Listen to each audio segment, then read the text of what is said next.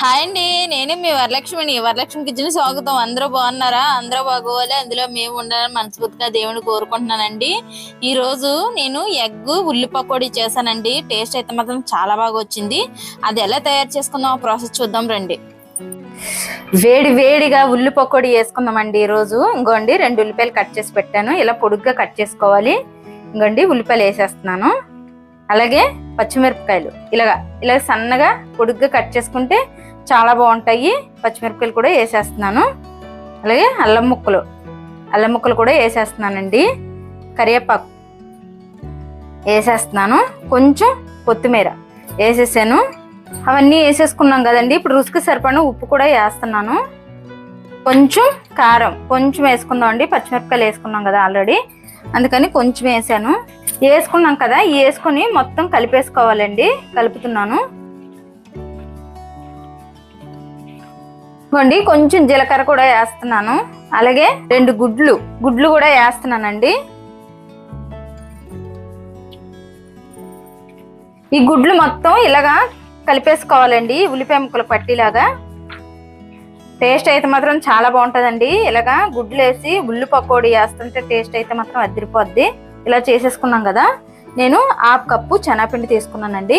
ఈ శనగపిండి కూడా వేసి కలిపేస్తున్నాను. ఇందులో మనకి వాటర్ ఏమీ అవసరం లేదండి. ఈ ఎగ్ వాటరే సరిపోతుంది. ఇంకోండి చూడండి, మొత్తం ఇలా కలిపేసుకోవాలి. ఇంకా ఇప్పుడు ఇది మనము పకోడీ వేసేసుకుందామండి. ఆల్రెడీ నూనె మరుగుతుంది, వేసేసుకుందాం. ఇంకోండి నూనె మరిగింది. కళాయి పెట్టి నూనె పోసాను, మరిగిపోయింది. ఇప్పుడు పకోడీ వేస్తున్నాను చూడండి. టేస్ట్ అయితే మాత్రం చాలా బాగుంటుందండి. ఇలాగ వేసుకుంటే ఎగ్ వేసి ఉల్లి పకోడీ వేస్తే మాత్రం వదిరిపోద్ది. చూడండి ఇలా వేసేసుకోవడమే.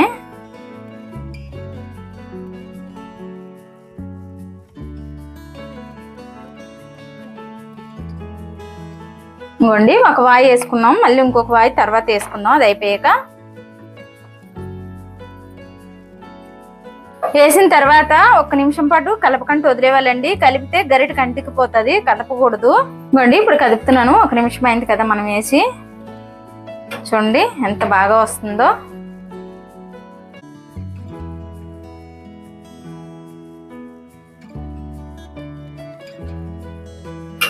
ఎమ్మి పకోడీ చూడండి ఎంత బాగా వస్తుందో. టేస్ట్ మాత్రం మదిరిపోద్ది. ఇంకోండి ఏగిపోయింది కదా, ఇంక మనం ప్లేట్లో తీసేసుకుందామండి. ఇంకోండి ప్లేట్లో తీసేస్తున్నాను నేను.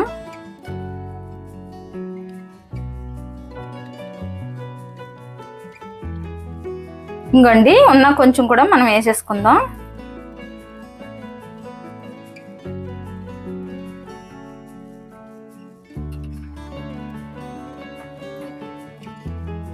ఇంకోండి ఇవి కూడా ఏగిపోయింది, తీసేసుకున్నాము.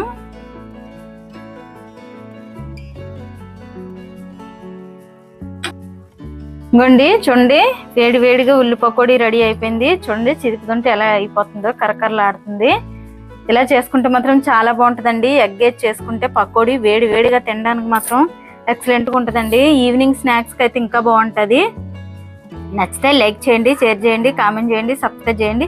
కాకపోతే ఒకసారి ట్రై చేయండి. పకోడీ అయితే మాత్రం టేస్ట్ అదిరిపోద్దండి, చాలా బాగుంటుంది.